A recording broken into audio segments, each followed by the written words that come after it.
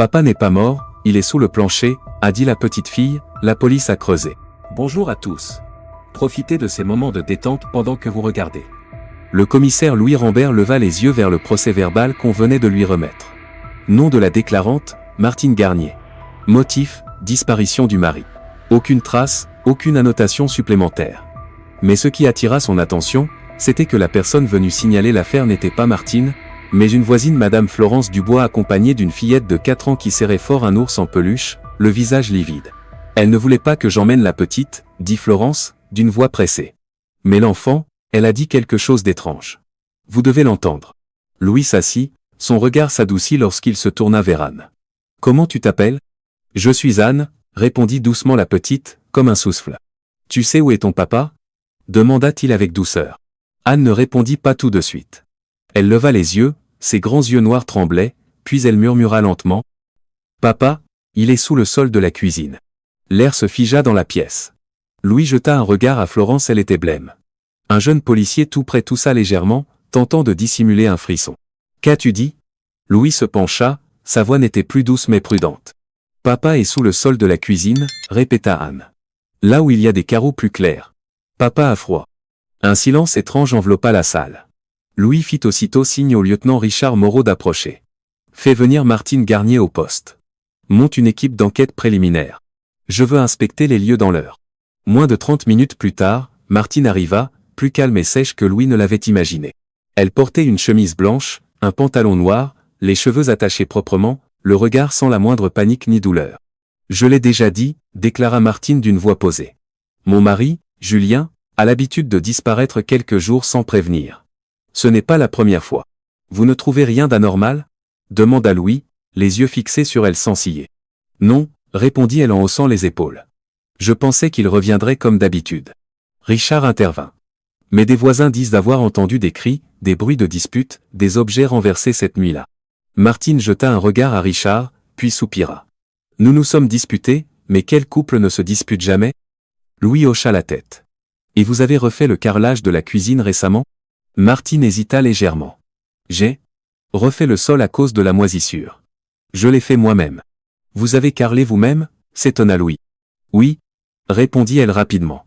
J'ai regardé des tutoriels. Richard sortit une clé USB. Votre voisin monsieur Ernest Morin a une caméra de surveillance. Il nous a fourni une vidéo où l'on vous voit sortir de la maison avec Anne vers 3 heures du matin, puis revenir seul avec un sac de matériaux de construction. Vous expliquez ça comment? Martine mordit sa lèvre. Je ne voulais pas qu'Anne respire l'odeur d'humidité. Je l'ai emmenée dormir chez une amie. Quant aux matériaux, je voulais rénover moi-même. Louis haussa un sourcil. Pas de reçu d'achat, aucun artisan embauché, pas de déclaration de travaux. Et la fillette dit que son père est sous le sol. C'est une coïncidence troublante. Martine serra les poings, sa voix monta. Vous êtes en train de dire que j'ai tué mon mari? Louis répondit calmement, nous ne disons rien. Nous posons des questions. Et il semble que vos réponses ne soient pas cohérentes. Martine se tourna soudain vers Richard. Vous êtes enquêteur, mais comprenez-vous ce qu'est un mariage malheureux? Savez-vous que Julien m'a frappé? Louis intervint, avez-vous des preuves? Des rapports médicaux, des certificats, une plainte? Martine resta muette quelques secondes, puis souffla bruyamment. Je ne suis jamais allé à l'hôpital. J'ai supporté. Richard pencha la tête vers Louis et murmura, il nous faut un mandat de perquisition immédiat. Ça sent le ciment frais. Et sa manière de parler? Louis acquiesça. Lance la procédure. Je veux l'équipe médico-légale dès demain matin. Le lendemain matin, la police se rendit à la petite maison au bout de la rue Saint-Sébastien. L'équipe médico-légale, dirigée par Laetitia Perrine, une femme froide mais chevronnée, s'agenouilla sur le nouveau carrelage et inspira légèrement. Le ciment sent encore, il n'est pas complètement sec. Il y a quelque chose en dessous, dit-elle, puis se tourna vers un collègue. Commencez à percer là où la couleur est différente. Martine fut gardée dans le salon, sous la surveillance de 2 policiers. Anne n'était pas présente, Florence l'avait emmenée chez sa grand-mère, à la demande de Louis. Laetitia montra du doigt. On fort par couche. Commencez par le coin au carreau clair. Le bruit de la perceuse résonna dans l'atmosphère lourde. Environ une demi-heure plus tard, les premiers carreaux furent retirés. Sous le mortier gris, un morceau de tissu sombre apparut. Laetitia arrêta un technicien. Doucement. Déterrez le reste à la main. Avec des gants, ils écartèrent doucement le ciment. Un policier s'écria, « Mon Dieu !» Un pied humain apparut, bleuâtre, rigide. Louis s'avança, resta silencieux quelques secondes, puis se tourna vers Martine. « Vous avez quelque chose à dire ?» Martine ne répondit pas. Elle détourna le visage. Laetitia déclara, d'une voix grave. « Le corps est celui d'un homme, enveloppé dans du tissu. Traces de sang séché sur la tête. Visiblement frappé violemment. » Richard photographia la scène, puis ramassa un petit objet cassé près du corps. Un téléphone. Abîmé, mais on peut peut-être récupérer les données. Louis plissa les yeux. Faites-le immédiatement. Envoyez-le au labo numérique. Un autre policier sortit précipitamment et vomit à l'extérieur. Laetitia secoua la tête, sans blâmer. Tout le monde n'est pas habitué à la mort. Louis s'approcha du corps les yeux ouverts, les poings encore serrés, comme s'il avait lutté. Il se retourna vers la maison silencieuse, le vent faisant frémir les rideaux. Ce n'est pas une disparition. Ce n'est pas un accident. C'est un meurtre prémédité. Il se tourna vers Richard. Arrête Martine Garnier. Détention provisoire selon l'article 142 suspicion de meurtre et dissimulation de cadavre. Richard s'approcha, lut les droits. Madame Martine Garnier, vous êtes en état d'arrestation pour suspicion de meurtre. Vous avez le droit de garder le silence. Le silence ? Martine éclata d'un rire amer. Savez-vous combien d'années j'ai vécu dans le silence ? Louis répondit brièvement, ce n'est plus le moment de se taire. Le bruit sec des menottes résonna dans la maison pleine de poussière de ciment. Martine ne résista pas, elle jeta un regard au carreau retiré, là où le corps de son mari venait d'être extrait, les yeux vides, comme si elle n'avait plus rien à perdre. Dans le fourgon qui la ramenait au centre de détention, Richard jeta un coup d'œil dans le rétroviseur. Martine restait immobile, comme une statue. Il pensa en silence. Certains tuent sur un coup de tête, d'autres comme Martine semblent avoir tout planifié comme une tragédie.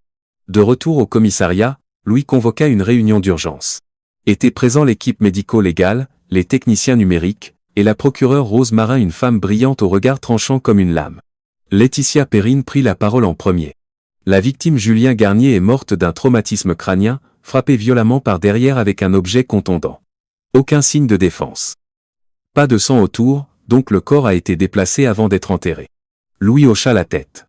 C'est clairement un meurtre prémédité. Rose croisa les doigts sur la table. Mais pour engager des poursuites solides, il faut que toutes les pièces s'imbriquent. Le mobile, le timing, les preuves. La petite Anne est la clé. Mais le témoignage d'un enfant ne suffit pas. Il nous faut plus. Un jeune technicien numérique, Étienne Hurel, se leva pour exposer. Nous récupérons actuellement les données du téléphone brisé. La mémoire est largement endommagée, mais quelques messages sont apparus avant l'extinction de l'appareil. Il projeta le message à l'écran. Une conversation entre Julien et Martine apparut. Julien. Martine, je ne peux plus continuer. Je vais demander le divorce la semaine prochaine. Martine, si tu me quittes, je te ferai disparaître. Julien, arrête ces folies. Pense à Anne. Martine. Anne ira bien. Sans toi, elle et moi vivrons mieux. Un silence pesant s'abattit sur toute la salle de réunion. Rose fronça les sourcils. C'est suffisant pour établir un mobile. Louis fit signe à Richard.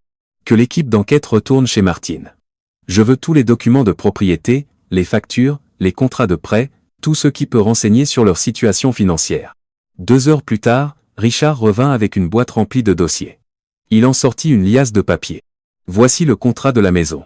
Elle est entièrement au nom de Julien. On observe des tentatives de Martine pour en transférer la propriété, en tentant de prouver que son mari a disparu. Il tira un autre dossier. Ce sont des reçus de prêt contractés auprès de Julien, près de 60 € pour un soi-disant petit investissement personnel. Aucun remboursement n'a été effectué. Louis regarda Rose. Mobile financier ajouté à la menace écrite et à la scène de crime, cela suffit amplement. Ce n'est pas tout, ajouta Richard.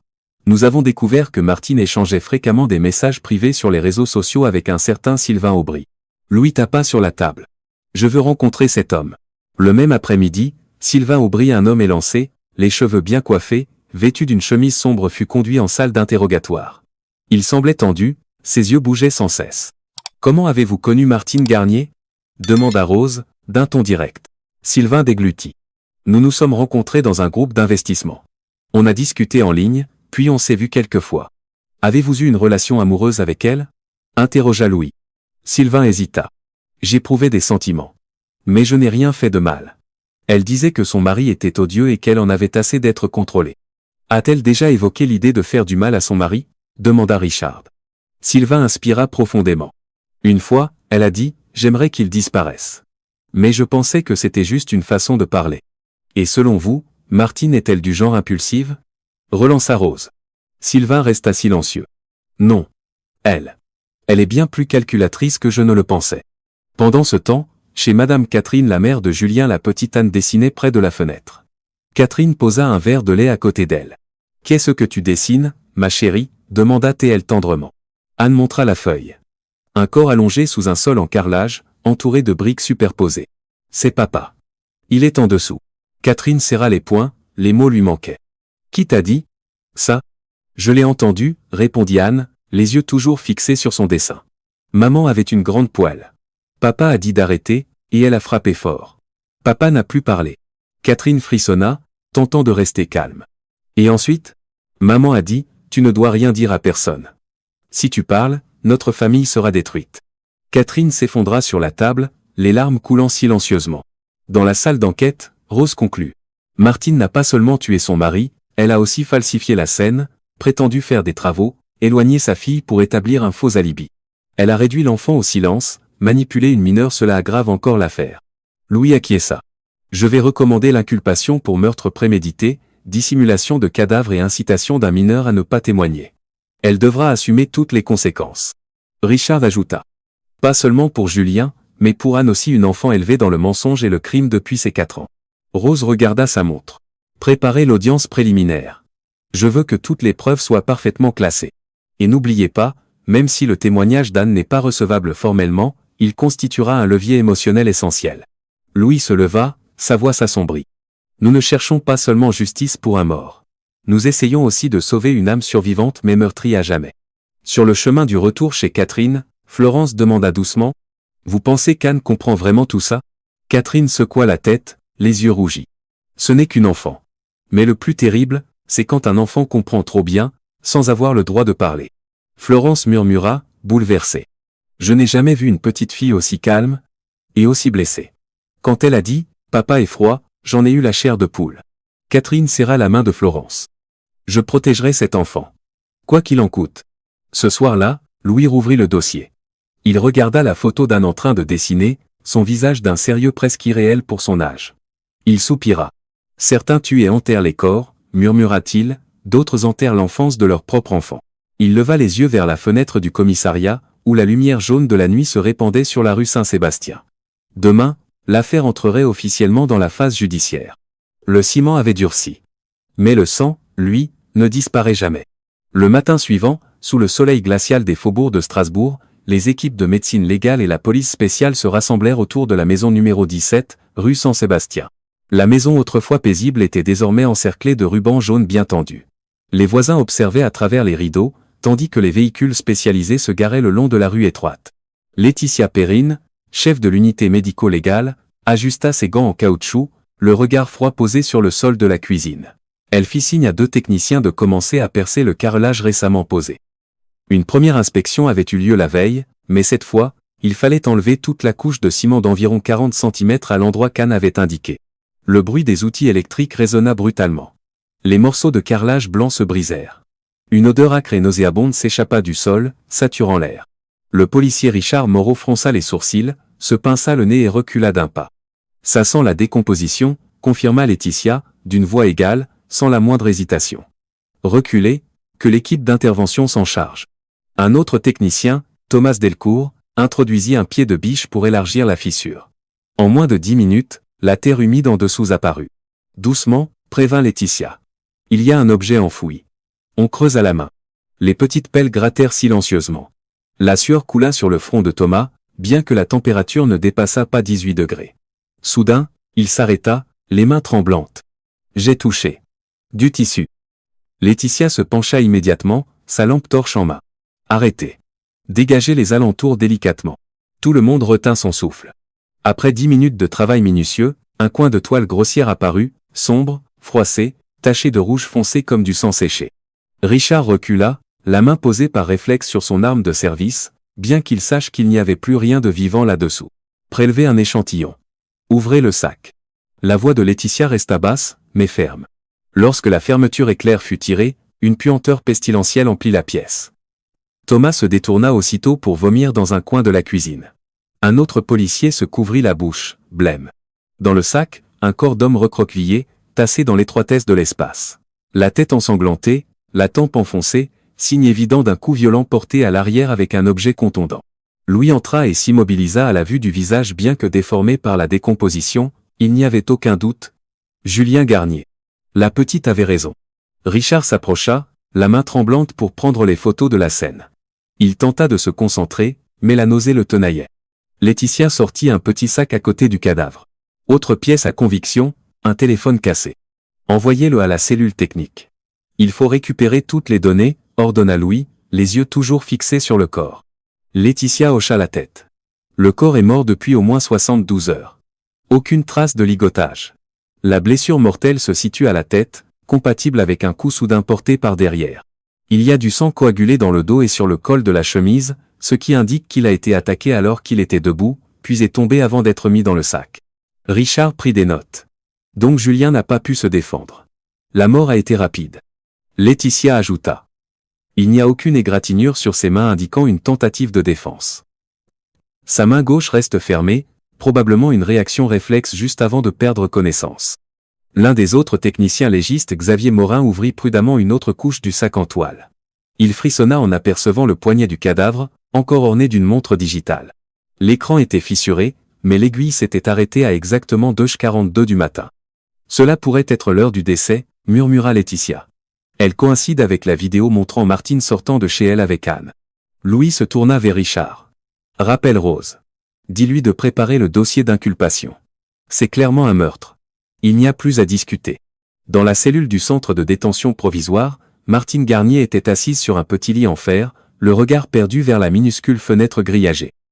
Quand la porte s'ouvrit, Rose Marin entra, un lourd dossier à la main. « Avez-vous quelque chose à dire » demanda Rose, sans détour. « Non » répondit Martine d'une voix vide. « Nous avons exhumé le sol de la cuisine. Le corps de Julien était là. Un sac en toile sombre. Des traces de sang, un coup violent, un téléphone, une montre arrêtée pile au moment où vous avez quitté la maison avec votre fille. Rien à ajouter » Martine esquissa un sourire amer. « Je suppose que vous êtes ravi d'avoir eu raison. » Rose se pencha légèrement en avant. « Je ne cherche pas à avoir raison. Je cherche la vérité. Et vous feriez bien de réfléchir, êtes-vous une meurtrière ou une victime ?» Martine ne répondit pas. Elle se leva, marcha lentement dans la cellule, puis parla sans se retourner. Julien disait qu'il allait me quitter. Il voulait emmener Anne. Je ne pouvais pas le laisser faire. Rose fronça les sourcils. « Vous admettez avoir tué votre mari ?» Martine resta silencieuse. « Vous avez tout planifié, faire semblant d'emmener votre fille pour vous créer un alibi, acheter les matériaux et poser le carrelage dans la nuit. Ce n'était pas un accès de colère. C'était un meurtre prémédité. » « Dit Trécien. Il m'a rendu folle, murmura Martine. Je me sentais comme une ombre. Si je n'agissais pas, j'allais disparaître. Rose répondit froidement. Vous pouviez divorcer. Vous pouviez porter plainte. Mais vous avez choisi de tuer et d'enterrer le corps sous la cuisine où votre fille joue chaque matin. Martine serra les poings, la voix tendue, je ne regrette rien. Dans la salle des technologies numériques, le technicien Étienne Hurel était assis devant un ordinateur, les yeux fixés sur l'écran. Il venait d'extraire une vidéo du téléphone endommagé. Elle ne durait que 38 secondes, mais c'était une preuve précieuse. Louis et Richard se tenaient derrière lui. L'écran montra une image nocturne, probablement une caméra intérieure, placée dans un coin de la cuisine. Dans la vidéo, Julien faisait face à Martine, tenant une petite valise à la main. « Martine, je pars. L'avocat vous contactera demain matin, dit-il clairement. « Tu ne partiras pas, répondit Martine, la voix basse. Je ne veux pas que notre fille voie ça. Ne rends pas les choses plus difficiles. » Julien se retourna. Martine attrapa un objet, vraisemblablement une poêle en fonte, et s'élança derrière lui. La vidéo s'arrêta à cet instant. Étienne murmura d'une voix tremblante, « C'est tout. Il n'y a que ça. » Louis serra le poing. « Nous avons toutes les preuves. Maintenant, attendons le procès. » Cette nuit-là, Catherine tenait Anne dans ses bras. La fillette s'endormit après un cauchemar, les cheveux trempés de sueur froide. Catherine murmura, « Ton papa retrouvera sa voix grâce à la justice. Et toi, tu pourras vivre comme une enfant, pas comme un témoin d'un crime. » Dehors, la pluie commença à tomber fine mais glaciale. Et sous les carreaux fraîchement retirés, la cuisine désormais vide conservait la mémoire du crime imprégnée dans chaque dalle, chaque jointure, comme le dernier souffle d'un homme trahi. L'audience préliminaire officielle eut lieu dans la salle d'audience du tribunal régional de Strasbourg. À l'intérieur, l'atmosphère était si pesante que chacun avait du mal à respirer. Martine Garnier fut amenée, vêtue d'un uniforme de détenu gris, les cheveux en désordre, le regard toujours dur, mais marqué par la fatigue et la tension. En face, la procureure Rose Marin arborait son habituel visage impassible et tranchant. À ses côtés se trouvaient le commissaire Louis Rambert et l'inspecteur Richard Moreau.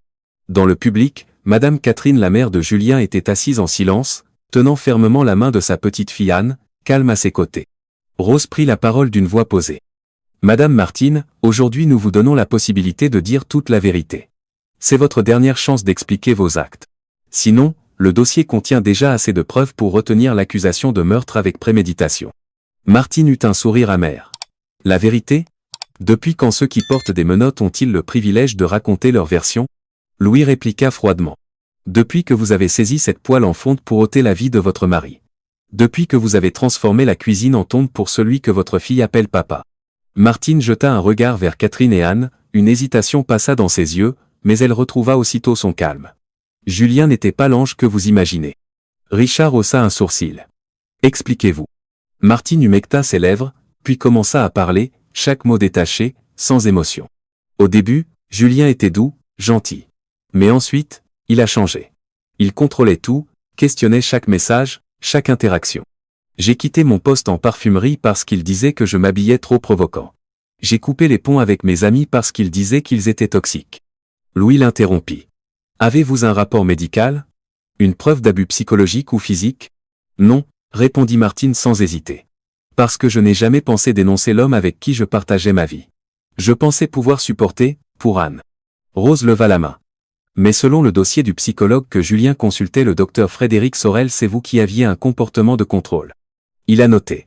Julien montre des signes de stress liés à une vie commune avec une épouse impulsive, manipulatrice et dépressive, encline aux disputes. Il mentait, grogna Martine. Et ces messages à votre ancienne amie Laurence Ménard ? Rose lut à voix haute. S'il me quitte, il ne quittera plus jamais personne.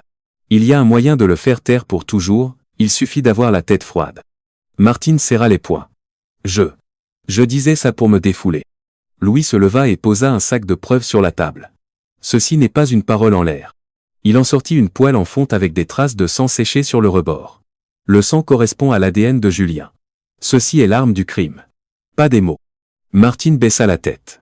Puis elle la releva, sa voix plus grave. Alors pourquoi ne pas dire aussi que Julien avait déposé une demande de divorce ? Qu'il voulait me retirer la garde d'Anne ? Qu'il voulait me mettre à la porte de la maison que j'avais aussi contribué à construire ? Que devais-je faire, à votre avis ? Richard répondit d'un ton dur. Personne ne vous a forcé à tuer. Il existe des lois.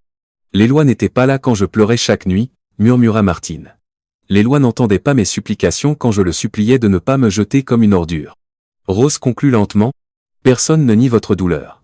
Mais aucune douleur ne justifie d'enterrer un cadavre sous le sol de la cuisine. Après cette confrontation, l'équipe d'enquête élargit le dossier en approfondissant les relations de Martine avec son entourage. Louis convoqua Laurence Ménard, l'ancienne amie de Martine, pour éclaircir le contenu des messages à caractère menaçant. Laurence, une femme maigre, aux cheveux bouclés et à la voix distraite, semblait d'abord hésitante. « Martine et moi étions proches, dit-elle. Elle avait tendance à rechercher l'attention, elle s'énervait facilement. Vous souvenez-vous de quelque chose qu'elle aurait dit à propos de Julien ? Demanda Richard. Laurence fouilla dans sa mémoire. Une fois, elle m'a dit, je déteste la façon dont il regarde la petite. Comme s'il voulait un amour exclusif. Si je perds Anne, je n'ai plus rien. Je pensais qu'elle était juste jalouse. Pensez-vous que Martine soit capable de tuer quelqu'un ? Demanda Rose. Laurence resta silencieuse un moment, puis murmura. Je ne veux pas y croire.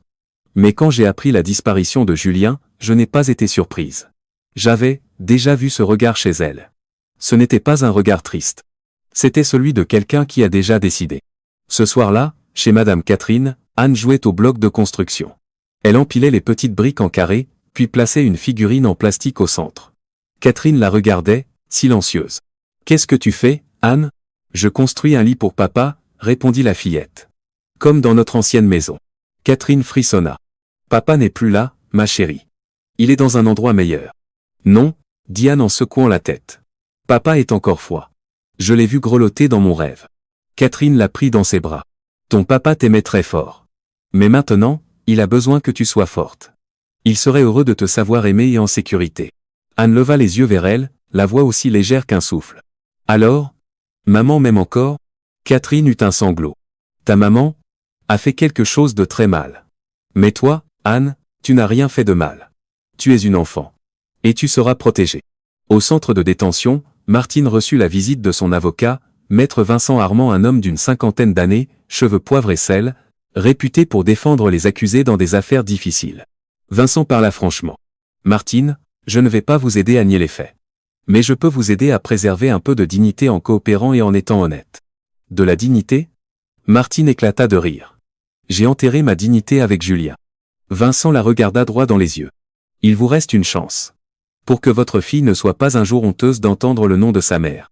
Martine ne répondit pas, mais pour la première fois, son regard perdit sa froideur. Il semblait troublé. Peut-être même, plein de regrets. Le lendemain matin, Rose présenta son rapport au juge du tribunal provincial. Les preuves matérielles, les données extraites du téléphone, les vidéos, les témoignages, et la scène de crime sont cohérents. Martine Garnier avait le mobile, l'opportunité, et les moyens. L'acte a été prémédité, la scène falsifiée, et elle a contraint un enfant au silence. Nous demandons officiellement son inculpation pour meurtre avec préméditation de premier degré, dissimulation de cadavre et incitation d'un mineur à ne pas témoigner. Le juge acquiesça. Maintien de la détention provisoire de l'accusé jusqu'au procès. Louis regardait à travers la fenêtre du tribunal, où la lumière du matin baignait la rue. Mais cette lumière ne lui semblait pas porteuse d'espoir. Elle révélait plutôt une vérité nue, brutale. Un homme est mort parce qu'il croyait en l'amour. Une enfant a perdu son enfance en assistant à la mort de son père. Et une femme peut-être autrefois blessée a choisi de blesser à son tour. De ses propres mains. Le cabinet de psychologie infantile de la docteure Lucie Bertrand se trouvait au 2e étage d'un immeuble en briques rouges au cœur de Strasbourg. Madame Catherine tenait la main d'Anne en entrant, le visage tendu malgré ses efforts pour rester calme. Depuis le matin, Anne n'avait pas prononcé un mot. Elle serrait fort contre elle une vieille peluche appelée Pipo, cadeau d'anniversaire offert par Julien l'année précédente, et marchait lentement. Une infirmière nommée Delphine Gauthier vint les accueillir. « Bonjour, Madame Catherine. Est-ce qu'Anne peut venir avec moi ?» Catherine regarda sa petite fille et acquiesça doucement. « Je reste juste là, à côté, mon ange. » Anne ne répondit pas. Elle détourna les yeux, mais se laissa guider par l'infirmière. La salle de thérapie était colorée, un coin bibliothèque avec des albums, un autre avec une maison de poupées. Anne fut invitée à s'asseoir sur un petit siège, face à la docteure Lucie Bertrand, une femme d'environ 40 ans, aux cheveux châtain clair et au regard paisible. « Tu t'appelles Anne, c'est bien ça ?» demanda Lucie avec douceur. Anne hocha la tête. « Tu aimes dessiner ?» Anne acquiesça de nouveau, sortit un petit crayon de cire de sa poche et une feuille pliée en 4. Elle la déplia et la posa sur la table, un dessin brouillon. Lucie se pencha, on y voyait une pièce, une cuisine, et une silhouette allongée sur un sol carrelé. Le carrelage était colorié en gris, l'homme allongé, face contre terre, sans yeux ni bouche, une forme humaine noire. « Qui est ce, Anne ?»« C'est papa, » répondit-elle. Lucie ferma brièvement les yeux. « Que fait papa ?»« Il est sous le sol. Là où il y a les nouveaux carreaux. Il a très froid. » Lucie inclina doucement la tête. « Qui t'a dit ça ?»« Je l'ai entendu. Papa m'a appelé. Je l'ai rêvé en train de trembler, en disant « Anne, j'ai froid. » Dehors, Madame Catherine était assise à côté de Louis, venue faire un point. « Elle parle peu », soupira Catherine. « Mais ma petite, elle sait. Elle comprend plus qu'on ne le pense. » Louis resta silencieux, pensif. « Je lui ai déjà demandé. Où est ton papa ?» Et elle a répondu, sans hésitation. Par la vérité brute. Catherine tourna la tête, la gorge serrée. Aucun enfant de 4 ans ne devrait vivre avec une vérité pareille, monsieur le commissaire. Louis acquiesça. Je sais. Dans la salle de thérapie, Lucie poursuivit. Qui a mis papa sous le sol, Anne? Maman, répondit-elle, comme si elle racontait un conte. Et que faisait maman à papa? Elle lui a dit, tais-toi. Puis elle a pris la poêle. Elle a frappé fort. Papa n'a plus bougé. Lucie prit des notes rapides. Est-ce que tu as eu peur? Anne baissa la tête. Je ne devais pas avoir peur. Maman a dit que si je racontais, notre famille serait détruite. Puis elle a pleuré. J'ai eu peur qu'elle pleure. Lucie posa son stylo et inspira profondément. Il s'agissait d'un trouble de stress post-traumatique manifeste. L'enfant n'avait pas seulement assisté à la mort, elle avait été contrainte au silence. Un poids bien trop lourd pour une fillette de 4 ans. Ce soir-là, de retour chez Madame Catherine, Anne revint de sa séance. Elle ne mangea presque rien au dîner, préférant dessiner. Catherine s'approcha discrètement pour regarder. Sur le dessin figurait un homme 7 fois debout à côté d'une petite fille, tenant un ballon. « Qui est ce, ma chérie ?»« C'est papa, » répondit Anne. « Papa n'a plus froid. Il a un ballon. » Catherine en resta muette, étreignant sa petite fille. Mais cette nuit-là, lorsqu'Anne s'endormit, elle pleura dans son sommeil, murmurant « Ne me laisse pas, papa. Ne laisse pas maman fermer la porte. » Catherine la serra toute la nuit, sans fermer l'œil une seule fois. Le lendemain matin, la docteure Lucie se rendit au commissariat à la demande de Rose Marin pour fournir son évaluation psychologique. « Je ne peux pas faire témoigner Anne officiellement », commença Lucie. Mais ces récits sont très cohérents, ils correspondent aux éléments de l'enquête. Elle a décrit avec exactitude le moment, l'endroit du corps, et les actions de Martine Garnier. L'enfant montre-t-elle des signes de peur vis-à-vis de sa mère ? Demanda Rose. Pas une peur ordinaire, répondit Lucie. Plutôt la peur de perdre l'amour. La peur de trahir sa mère. Le psychisme d'un enfant veut croire que sa maman l'aime quoi qu'elle ait fait. Louis intervint. Peut-on utiliser les dessins de la fillette comme forme de preuve psychologique à l'audience ? Lucie réfléchit un moment. D'un point de vue légal, non. Mais sur le plan émotionnel et social, cela a du poids. Si le tribunal l'autorise, je peux témoigner en tant qu'experte sur l'impact psychologique de l'affaire sur l'enfant. Rose acquiesça. Je demanderai à ce que les dessins de la petite soient versés au dossier. Cet après-midi-là, un journaliste nommé Samuel Varin spécialisé dans les enquêtes s'approcha Louis avec une proposition. Commissaire Rambert, j'ai entendu parler de l'affaire Martine Garnier. Je souhaiterais écrire un reportage. Sans mentionner le nom de l'enfant, simplement pour que le public comprenne que des enfants peuvent être entraînés dans des crimes sans que personne ne le remarque. Louis réfléchit. Tant que cela ne cause aucun tort supplémentaire à Anne, vous avez le droit d'accéder aux informations non classées. Samuel hocha la tête. Je voudrais intituler l'article « Papa sous le carrelage, la vérité selon une enfant ». Louis le fixa longuement, puis dit doucement « Écrivez avec votre cœur. Pas seulement avec votre plume. » Au centre de détention, Martine reçut l'évaluation psychologique de sa fille, remise par son avocat Vincent Armand. La petite suit une thérapie à long terme. Elle vous appelle toujours maman, mais ses nuits sont remplies de cauchemars. Elle dit que sa mère a frappé son père avec une poêle. Que sa mère lui a ordonné de se taire. Martine trembla. Elle, s'en souvient ? Vincent répondit franchement, elle ne se contente pas de s'en souvenir. Elle dessine. Chaque carreau, chaque mot que vous avez prononcé. Qu'avez-vous laissé à votre fille, à part une enfance enterrée vivante ? Martine mordit sa lèvre jusqu'au sang, sans répondre. Louis restait tard dans son bureau. Sur son bureau s'empilait le dossier des dessins d'Anne, tous représentaient le carrelage, un sac, un corps couché, ou une silhouette noire. Il effleura une feuille, le dessin montrait deux figures, une petite fille qui pleure, et un adulte affalé à ses côtés. Dans le coin du papier, Anne avait écrit d'une écriture maladroite, « Papa me manque ». Il soupira, puis nota dans son journal d'enquête, « La douleur n'est pas réservée aux adultes. Parfois, ce sont les plus petits qui portent la vérité la plus lourde. Et ce sont aussi eux qui, les premiers, nomment le mal d'une voix sincère, « Papa est sous le carrelage ». 4 jours après l'inculpation officielle de Martine, l'équipe de Louis reçut un rapport financier détaillé fourni par la Banque centrale de Strasbourg. Un dossier de plus de 50 pages listait toutes les transactions de Martine Garnier dans les 3 mois précédant le crime. Richard Moreau tourna les pages une à une.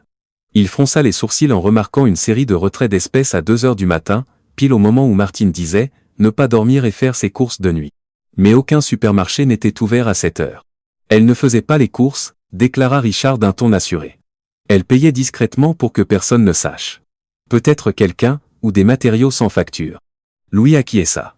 Croise les données avec l'historique des distributeurs automatiques autour de chez elle. Trouve les caméras dans un rayon de 3 km.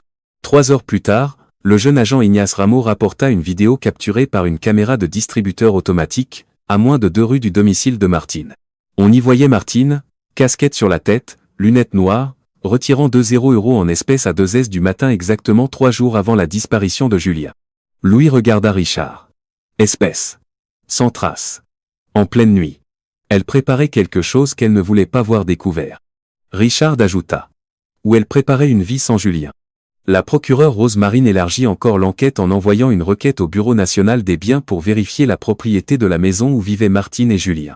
Le rapport confirma, la maison appartenait entièrement à Julien, hérité de son père, et enregistrée à son nom bien avant le mariage. Martine n'avait aucun droit de copropriété. Louis, en recevant le rapport, dit d'une voix grave, le mobile est limpide. Si Julien divorçait, elle perdait la maison, l'enfant, tout. Tuer était la seule façon pour elle de tout garder. Rose hocha la tête. Il faut examiner de plus près la relation de Martine avec Sylvain Aubry. Peut-être qu'il n'a pas participé au crime, mais il a été un catalyseur psychologique. Sylvain Aubry fut convoqué une 2e fois. Cette fois, pas de café, pas d'eau, pas de sourire. Louis et Rose faisaient face à lui dans une pièce gris pâle, éclairée d'une lumière blafarde. Nous avons consulté votre téléphone, commença Rose. Nous avons trouvé des centaines de messages entre vous et Martine. Dans l'un, elle dit « Je serai bientôt libre. Attends-moi. » Et vous avez répondu « Ne fais rien que tu pourrais regretter. » Sylvain déglutit. « Je ne savais rien du meurtre. » « Mais vous saviez que Julien allait divorcer » gronda Louis. « Oui. Martine me l'a dit. Elle disait que Julien voulait lui prendre Anne. Elle était au bout. Je pensais qu'elle avait juste besoin de parler. Je ne savais pas. Je n'imaginais pas. Vous a-t-elle fait une promesse » demanda Rose, direct. Sylvain baissa la tête. Elle a dit que si Julien partait, elle vendrait la maison. Qu'elle avait besoin d'argent pour vivre à Lyon avec moi. Louis frappa la table. Donc elle a tué pour garder la maison, et planifié de recommencer sa vie avec vous ? Sylvain tremblait. Je ne pensais pas que ça irait aussi loin. Je le jure. De retour au commissariat, Rose ordonna une analyse approfondie des comptes bancaires virtuels, notamment les transactions en crypto-monnaie. Ignace découvrit un portefeuille caché où Martine avait transféré jusqu'à 40 € près d'une semaine après la déclaration de disparition de Julien. Richard alluma une cigarette, sortit dehors. Louis le suivit et posa une main sur son épaule. Difficile à croire, souffla Richard dans une volute de fumée. Ce n'est pas un meurtre de rage. C'est un meurtre planifié. Millimétré. Pas seulement planifié, dit lentement Louis. Elle a aussi transformé son propre enfant en témoin involontaire. Elle n'a pas seulement tué Julien. Elle a volé l'enfance d'Anne. Ce soir-là, Madame Catherine lisait le dossier avec son avocat personnel Maître Alain Pelletier, un vieil ami de la famille. Vous souhaitez engager une procédure pour la garde officielle ? Demanda-t-il. Ce n'est pas un souhait. C'est une nécessité, répondit Catherine. Je ne rendrai jamais ma petite fille à cette femme, jamais. Alain répondit avec prudence. Les affaires pénales et civiles sont généralement séparées. Mais ici, avec les preuves que nous avons, nous pouvons combiner les deux. Il faudra l'argumenter lors de l'audience. Catherine hocha la tête. Je ferai tout. Pour Anne. 3 jours plus tard, dans une réunion à huis clos entre le parquet et le juge-président, Rose proposa d'ajouter de nouvelles charges. Incitation d'un mineur à ne pas témoigner et manipulation de la parole d'un enfant. Selon les déclarations de l'enfant, ses dessins, et le rapport du docteur Lucie Bertrand, la prévenue a menacé sa fille même après le meurtre pour dissimuler son acte. Le juge demanda, les répercussions psychologiques sur l'enfant sont-elles évidentes ? Rose répondit, cet enfant a 4 ans, monsieur le juge. Mais elle porte un secret que même les adultes redoutent. Si cela ne constitue pas un traumatisme, alors je ne sais pas ce qui le ferait. Louis ajouta, nous demandons aussi que soient prises en compte les manœuvres financières frauduleuses commises après le meurtre visant à s'approprier illégalement un héritage. Le juge hocha la tête. Je valide l'ajout des chefs d'accusation. L'affaire sera requalifiée en crime de haute gravité. Une semaine plus tard, Anne fut accompagnée par le docteur Lucie à une séance de thérapie de groupe. Dans la pièce, 4 autres enfants chacun portaient une douleur. L'un avait perdu son père dans un accident, un autre avait été abandonné par sa mère. Lucie invita les enfants à dessiner, l'endroit où ils se sentent le plus en sécurité. Anne dessina un tableau avec sa grand-mère, son ours Pipo, et une chaise près de la fenêtre. Mais dans le coin droit, figurait aussi une silhouette noire, allongée sous le sol. Lucie s'assit près d'elle. Qui est ce personnage ? C'est papa, répondit Anne. Où est-il ? Il se repose. Mais il m'a dit de ne pas m'inquiéter. Il a dit ? Tu as bien fait, Anne. Grâce à toi, on ne m'a pas oublié. Lucie mordit sa lèvre, les yeux embués de larmes. Elle écrivit dans le journal de suivi thérapeutique, « Nul ne vient au monde pour porter le secret d'une mort. » Mais Anne avec cette phrase innocente, papa est sous le sol de la cuisine, a ouvert la porte de la justice. Elle n'est pas seulement un témoin. Elle est la première lumière dans la pièce la plus sombre. Au centre de détention, Martine reçut une notification. Sylvain Aubry avait été officiellement inculpé pour dissimulation d'informations et complicité indirecte, bien qu'il n'ait pas participé à l'homicide. Elle frappa le mur et hurla. Il m'avait promis de rester à mes côtés. Une surveillante pénitentiaire, Sophie Robillard, la regarda froidement. Vous avez tué votre mari, manipulé votre fille, et maintenant vous blâmez votre amant ? Martine la fixa, et articula chaque mot. J'ai fait ça parce que je ne voulais pas tout perdre. Sophie haussa les épaules avec un sourire en coin, et pourtant, vous avez tout perdu. Cet après-midi-là, Martine Garnier fut convoquée pour un 4e interrogatoire. Elle portait une veste légère, les yeux plus creusés que jamais, mais son attitude restait méprisante. Louis entra le premier, suivi de Rose et de l'avocat de Martine, maître Vincent Armand. Martine, dit Louis en ouvrant, nous avons vérifié vos transactions financières des 3 mois précédant la mort de Julien.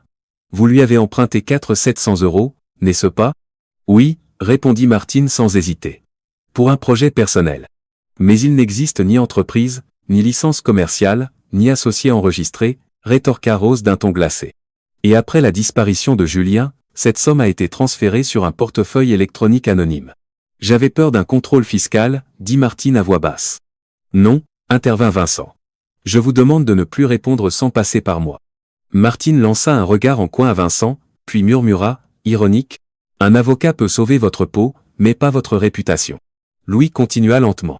Nous avons également découvert que Martine entretenait des échanges réguliers avec un homme Sylvain Aubry. Une relation ambiguë, répétée dans plusieurs messages cachés. Vous l'appeliez, mon ange fugitif.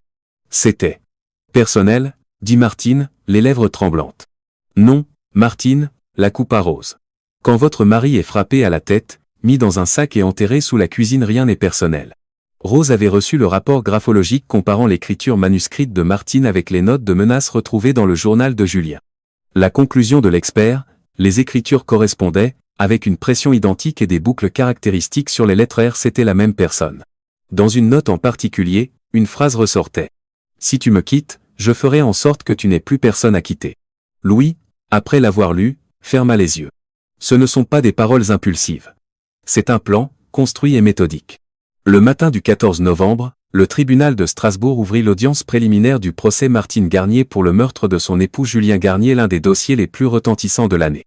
Bien que ce ne fût qu'une première audience, des dizaines de journalistes, reporters et citoyens s'étaient massés dès l'aube dans la salle des pas perdus. Quand les portes de la salle s'ouvrirent, tous les regards se tournèrent vers la femme en tenue de détenue grise Martine Garnier. Elle ne baissa pas la tête, ne tenta pas de se cacher, et marcha droit, les yeux glacés.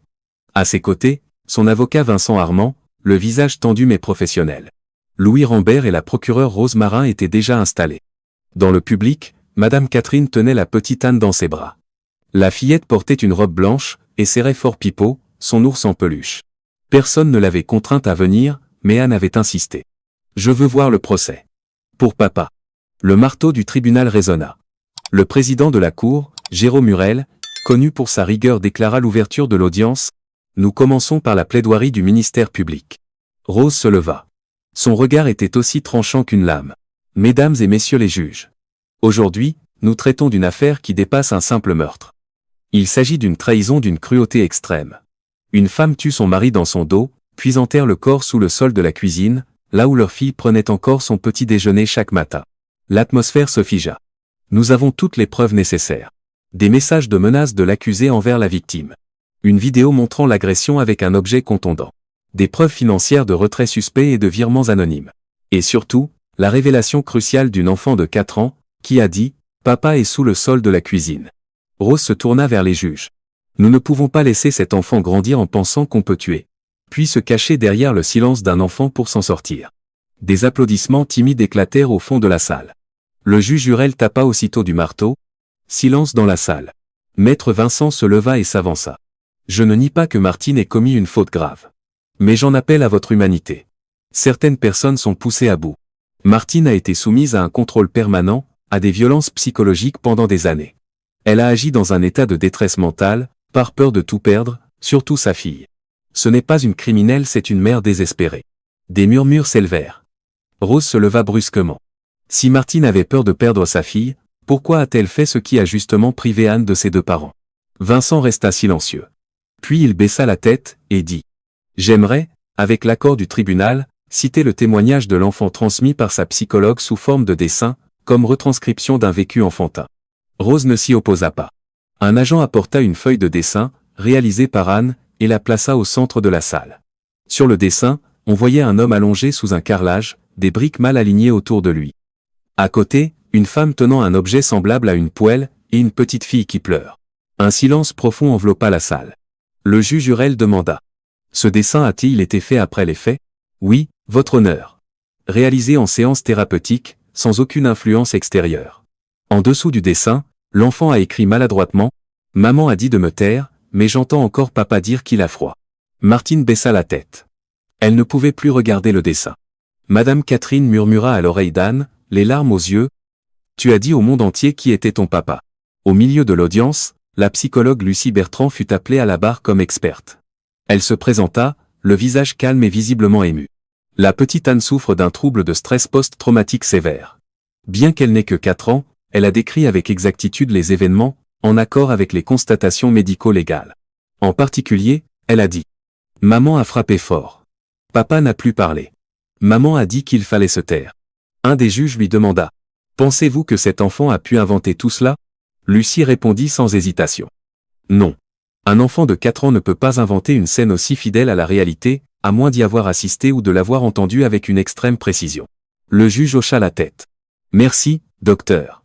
Les propos de l'enfant, bien que non recevables comme preuve formelle, seront pris en compte comme élément de poids dans l'analyse sociale du dossier. » L'audience se poursuivit jusqu'en fin d'après-midi. Finalement, Martine fut invitée à s'exprimer une dernière fois. Elle se leva, s'avança lentement. Son regard avait perdu toute arrogance, il n'y restait qu'un vide insondable. Je n'ai plus rien à justifier. J'ai cru être une victime. Mais quand j'ai vu ma fille, la voir dessiner un cadavre en tenant une peluche, je n'ai plus le droit de me dire mère. Louis détourna les yeux. Richard ferma les siens. Rose serra les poings. Martine regarda Anne. Tu as bien fait, Anne. Maman avait tort. Je suis désolé. Elle baissa la tête. J'accepte toute condamnation. Je demande seulement qu'on ne renvoie pas ma fille dans cette maison. Le juge Hurel frappa du marteau. L'audience est levée provisoirement. L'accusée Martine Garnier est poursuivie pour meurtre avec préméditation, 1 degré. Dissimulation de cadavre. Fraude financière dans le but d'appropriation. Et, particulièrement grave, incitation d'un mineur au silence, entraînant un traumatisme psychologique direct sur une personne mineure. Après examen complet des preuves matérielles, financières, vidéos, des témoignages y compris l'analyse psychologique fournie par un médecin spécialisé ainsi que des éléments liés à la dissimulation du corps, à l'incitation d'un mineur à ne pas témoigner, et aux manœuvres frauduleuses visant à s'approprier un héritage, le juge marqua une pause. Le tribunal déclare l'accusée Martine Garnier coupable de meurtre au 1er degré, dissimulation de cadavre, incitation d'un mineur à ne pas témoigner, et tentative de détournement d'héritage par fraude. Rose Marin hocha doucement la tête, tandis que Vincent l'avocat de la défense s'inclina en signe d'acceptation. Compte tenu de la gravité et de la combinaison des délits, l'accusé est condamné à la réclusion criminelle à perpétuité. La garde de l'enfant sera transférée à Madame Catherine Morin, grand-mère paternelle, conformément à la proposition des services de protection de l'enfance et à la décision provisoire rendue le mois dernier. Un léger soupir de soulagement parcourut les rangs du public. Martine ne réagit pas. Elle baissa simplement la tête, les yeux rouges, les lèvres fermement closes. Le juge reprit, d'une voix calme, « Pour finir, je me permets une remarque personnelle, chose rare de la part d'un magistrat dans cette salle. » La petite Anne âgée de seulement 4 ans a prononcé les mots qui ont ouvert la porte à toute cette affaire. Papa est sous le carrelage de la cuisine n'était pas une parole d'enfant naïve, mais une vérité énoncée par la plus fragile des voix. Elle a sauvé son père de l'oubli et s'est sauvée elle-même. Puis il regarda Anne. « Merci, Anne. » La petite leva les yeux vers lui, et répondit doucement, « Merci à vous d'avoir écouté. » Les médias explosèrent après le verdict. En première page du journal Le Monde, un grand titre apparut dès le lendemain matin. La justice par la voix d'un enfant Anne Garnier, 4 ans, et l'affaire qui a secoué Strasbourg. L'article du journaliste Samuel Varin retraçait en détail le cheminement de l'enquête, mais consacrait plusieurs pages à un seul élément, le témoignage spontané et la puissance sincère d'une enfant. Un passage fut particulièrement repris. On dit souvent que les enfants ne comprennent rien. Mais Anne a prouvé qu'il existe des vérités que seuls les enfants osent dire parce qu'ils n'ont pas encore appris à mentir. Au centre de réinsertion pour femmes de Strasbourg, Martine Garnier fut officiellement transférée dans l'unité d'isolement de Néra 3. La surveillante Sophie Robillard, qui s'était occupée d'elle pendant toute la détention préventive, lui remit ses affaires personnelles, quelques objets sans importance et une vieille photo. Martine prit la photo, elle représentait elle et Julien le jour de leur mariage, avant la naissance d'Anne. Elle resta assise des heures durant, tenant le cadre entre ses mains, les lèvres serrées. Sophie s'approcha doucement, murmura. « Vous aviez tout, un mari, une fille, un foyer. Et vous avez choisi de tout sacrifier, pour garder ce que vous avez finalement perdu. » Martine ne répondit pas. Au bureau de l'action sociale municipale, Catherine vint chercher le jugement officiel de garde définitive d'Anne. Elle signa d'une main tremblante. L'agent nommé Philippe Navarre lui remit le dossier. « Félicitations, madame. Le tribunal vous a accordé la garde permanente d'Anne. Elle bénéficiera d'un suivi thérapeutique à long terme et sera inscrite dans une nouvelle école, dans un quartier plus sûr. » Arblay. Catherine fut trop émue pour parler. Elle se contenta de serrer la main d'Anne très fort. « Vous avez une préférence pour son école ?» demanda Philippe. Catherine réfléchit, puis sourit. « Un endroit avec de l'herbe, du soleil, et beaucoup de dessins. 2 semaines plus tard, Anne fut officiellement inscrite à l'école maternelle Notre-Dame de la Paix, une école située dans une petite commune à près de 40 km de Strasbourg, où personne ne connaissait son passé. Là-bas, Anne n'était plus la fille de Martine Garnier, ni le témoin d'un meurtre, mais simplement une nouvelle élève. Le premier matin, Anne entra en classe en tenant Pipo, son ours en peluche. L'institutrice Marie-Eugénie se pencha et lui demanda doucement « Comment tu t'appelles, ma chérie ?»« Anne, » répondit-elle, « et voici mon ami Pipo. » Marie sourit tendrement « Pipo peut venir en classe avec toi. » Toute la classe rit joyeusement. Anne hésita, puis elle sourit aussi. Pour la première fois depuis des mois, ses yeux brillaient. Lors d'une séance de thérapie après le procès, la docteure Lucie Bertrand revit Anne. Elle lui apporta un cahier de dessin vierge. « Aujourd'hui, on va dessiner les personnes avec qui tu te sens en sécurité, tu te souviens ?» Anne hocha la tête et saisit un crayon de couleur. Elle dessina en silence pendant plus de 10 minutes. Puis elle tendit sa feuille. On y voyait une vieille dame aux cheveux gris, tenant dans ses bras une petite fille et l'ours Pipo. À côté, un homme souriant tenait un ballon rouge. Lucie montra l'homme du doigt. « C'est qui, lui, Anne ?»« C'est papa, » répondit-elle. « Papa revient dans mes rêves. Il rit, il me dit de ne plus avoir peur. Il dit que je suis la personne la plus courageuse qu'il ait jamais connue. » Lucie en eut la gorge nouée. Elle hocha la tête. « Tu es une héroïne, Anne. » Anne sourit doucement. Puis elle tourna la tête vers Pipo. « Papa n'a plus froid. Parce qu'il est dans mon cœur maintenant. » Ce soir-là, dans le jardin de la petite maison de la nouvelle commune, Catherine regardait Anne faire du vélo autour de la cour. Les rires cristallins de l'enfant résonnaient dans le calme du crépuscule. Florence Dubois, l'ancienne voisine qui avait conduit Anne au commissariat, était venue lui rendre visite, et posa une main sur son épaule. « Vous y êtes arrivée » murmura Florence. « Elle est vraiment revenue à la vie. » Catherine avait les larmes aux yeux. Elle a perdu son père. Mais au moins, elle n'a plus à vivre dans l'ombre. Florence regarda Anne, puis se tourna vers Catherine. « Et vous, vous avez sauvé une enfant grâce à l'amour. Personne n'est plus digne que vous pour lui apprendre à devenir une femme. » Louis Rambert était seul dans son bureau ce soir-là, devant lui le rapport final sur l'affaire Martine Garnier. Il posa le dessin d'Anne, une copie utilisée au procès, sur son étagère. Une petite note y était accrochée, écrite à la main d'une écriture maladroite. « Papa est sous le carrelage de la cuisine. Mais maintenant, il est dans mes rêves. » Louis soupira, puis murmura. « La justice, ce n'est pas enfermer quelqu'un. La justice, c'est permettre aux innocents de continuer à vivre sans peur. » 2 ans après le procès retentissant de Strasbourg, Anne Garnier avait désormais 6 ans, les cheveux longs attachés en 2 nattes, de grands yeux noirs encore brillants mais sans plus de frayeur. Chaque matin, elle mettait son petit sac à dos avec un chat dessiné dessus, et tenait la main de sa grand-mère Catherine pour aller à l'école. Aujourd'hui était un jour spécial. La journée du dessin libre. L'institutrice Marie-Eugénie distribua les feuilles et les crayons, puis dit à la classe « Aujourd'hui, vous allez dessiner la personne que vous aimez le plus. » Anne ne dit rien, elle sourit simplement, et choisit les couleurs rouge, bleu et jaune. Pendant que les autres enfants dessinaient leurs familles, leurs animaux, des super-héros ou des princesses, Anne dessina une scène simple. Une petite fille se tenant à côté d'un homme grand, tenant un ballon rouge. Tous deux regardaient le ciel. « J'ai fini, maîtresse » dit Anne en levant son dessin. Marie-Eugénie se pencha et demanda doucement. « Qui est ce, Anne ?»« C'est papa » répondit-elle. « Et que fait ton papa ? Il me regarde grandir. Dans mes dessins et dans mes rêves. » Ce soir-là, Catherine vint chercher Anne plus tôt. Toutes deux marchèrent à travers le parc, là où Julien s'asseyait pour lire chaque week-end. Catherine ne dit rien, elle tenait simplement la main de sa petite fille. « Mamie ?» demanda Anne, « est-ce que les gens ne meurent jamais si on pense encore à eux ?» Catherine fut surprise. « Pourquoi tu me demandes ça ? » « Parce que j'ai rêvé de papa, sur un nuage, » raconta Anne. « Il m'a fait signe et il a dit, merci de ne pas avoir eu peur de dire la vérité. Puis il est monté très haut, mais son ombre est restée. » Catherine, émue, répondit. « Oui. Ton papa est toujours là, dans ton cœur. Et dans chaque dessin, chaque rêve. » Anne serra plus fort la main de sa grand-mère. « Je n'oublierai jamais papa. » Ce soir-là, Anne écrivit dans son journal. « Les gens pensent que je suis petite donc je ne comprends rien. Mais je comprends. Je sais comment garder papa avec moi. Pas en le tenant par la main, mais avec mes souvenirs. Papa avait froid. Maintenant, il n'a plus froid.